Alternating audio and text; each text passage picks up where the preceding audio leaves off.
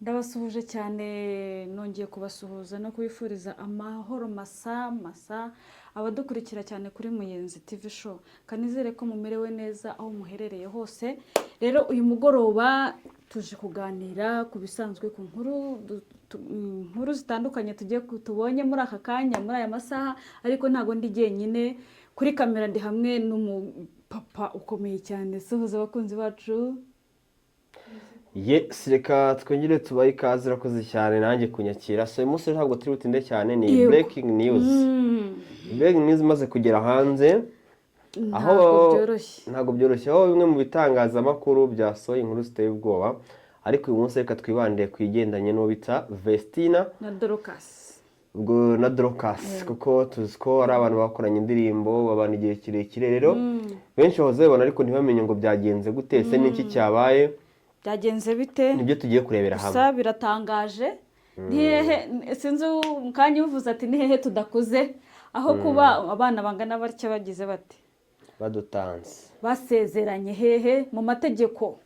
So rero ni inkuru yamaze kugera ku bitangazamakuru bigiye bitandukanye, aho nka bamwe ku gitangazamakuru Inyarwanda bagize bati Ishimwe Vestine yasezeranye mu murenge n'uwitwa Odualeso Idrissa wo muri Burkina Faso. Yasezeranye mu murenge wa Kinyinya ho mu mujyi wa Kigali. Iyo ni inkuru yari imaze ku breaking ako kanya. Ndavuga nti tabati ibintu bishobora kuba atari ibyo uko biri kose, ariko tureka tugerageze turebe no mu zindi mbuga nkoranyambaga, turebe niba koko bino bintu bari kuvuga ari byo. Rero izi saha turi ku itariki 15 z'ukwezi kwa mbere mu mwaka w'ibihumbi 2025. Yego. So rero impamvu njyewe ikibazo mfite hano, kubera iki bavuze ngo nta muntu n'umwe wari wemerewe gufata amashusho. Amashusho nitago reka tunarebe, kumva twabwo twabanje kubyumva ku kinyamakuru kimwe, twanga kubyemera. Yego. Ariko twageze ku kinyamakuru Igihe tubona kubyemera. Yego, reka turebe noneho ku Isimbi uko nabo bamaze gutangaza ko ni inkuru isotse nonaha. Nyeka ko buri wese agomba kumva. Bagize bati umutwe w'inkuru wagiraga uti Vestina wo mu itsinda rya Vestina na Dorcas yasezeranye mu mategeko n'umukunzi we. Yes, rero bakomeje inkuru isanzwe inarambuye, baje baravuga bati rero ati Ishimwe Vestina usanzwe aririmba indirimbo zo kuramya no guhimbaza Imana. Murumuna we Dorcas bahuriye mu itsinda rizwi nka Vestina na Dorcas yasezeranye mu mategeko n'umukunzi we ukomoka muri Burkina Faso. Vestina yasezeranye n'umukunzi we ku itariki 15 Mutarama 2025 mu muhango wabereye mu murenge wa Kinyinya ho mu karere ka Gasabo. Nta muntu n'umwe wari wemereye gufata amashusho ndetse yaba n'amafoto muri uwo muhango wo gusezerana. Nuko nguko tubibonye ndetse byanasakaye ahantu hose, ariko hakaba harimo icyo kibazo kibaza ngo ni iyihe mpamvu se bitari byemewe, kandi ni umuntu w'umusitari twese tuzi, abantu bose bakabaye bahari, ibinyamakuru byose byari bihari. Byaba ari ukubera iki? Ese yaba ari iyihe mpamvu? Urabyumva ute? Impamvu nkeka ko ibintu bitagiye hanze, burya kenshi ku bantu b'abasitari ntabwo bari ngombwa ko ibintu bijya hanze, ahubwo njye ndi kwibaza nti uriya mwana yavutse mureba ko njye twarakuranye, ikintu kinunguye ni ukuba antanze. Ikindi kintu kinagaragaza ko byari mupango, iyi nkuru ikimara kugera hanze uwo bita Isimbi ahise asohora inkuru yihutirwa cyane, aho bigaragara ko mbere yuko bajya mu murenge bamaze kuganira n'uwo bita Isimbi. Kuko Isimbi nawe yahise asohora, wasohoye video ababaza uko biyumva mbere yuko bajya hehe mu rukiko. Buriya se iriya video ni iya kera. Oya, kandi ariyo basohoye nonaha ngaha bakoranye. Niyo basohoye nonaha. Yayisohoye nonaha ngaha niyo bakoranye mbere yuko. Ntabwo nari ngiye kukubaza icyo kibazo ngo kuki urimo kwibanda ku Isimbi kandi n'ibindi binyamakuru byose byasohoye ntabwo narenze impamvu urimo kubyibandaho.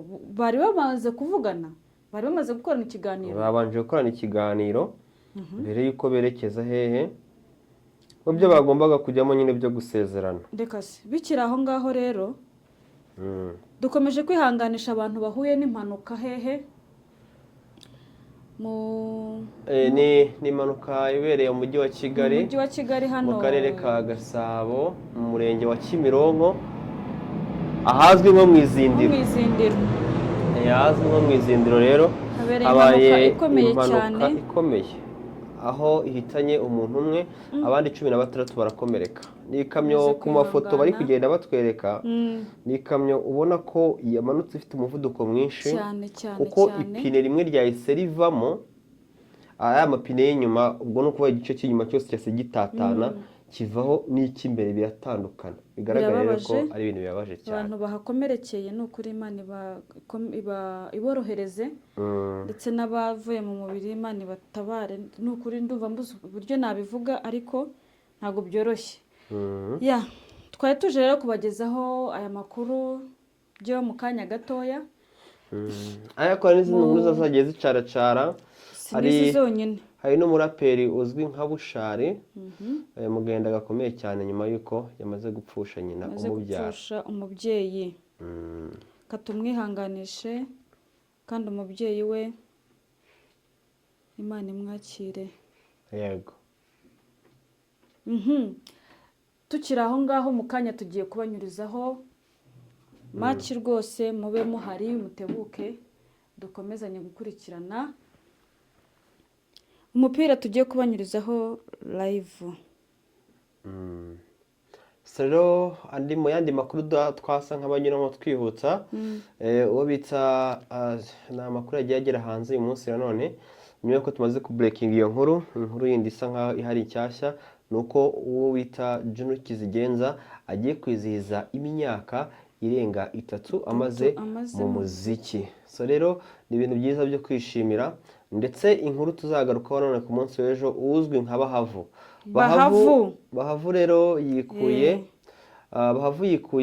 mu marushanwa y'ibihembo bizwi nka Inganji Award. Rero yamaze gusohora itangazo, ndetse avuga ati avuga ko atazigera yitabira bino birori. Ntabwo turamenya impamvu, ni mu gihe n'ubundi yari yahiswemo nk'umwe mu bantu bafite platform zikomeye cyane, yatoranyijwe. Yego, mu bintu bisa nk'aho byamuzamuye nicyo bita Impanga TV, ndetse niyo bita ABAOTT.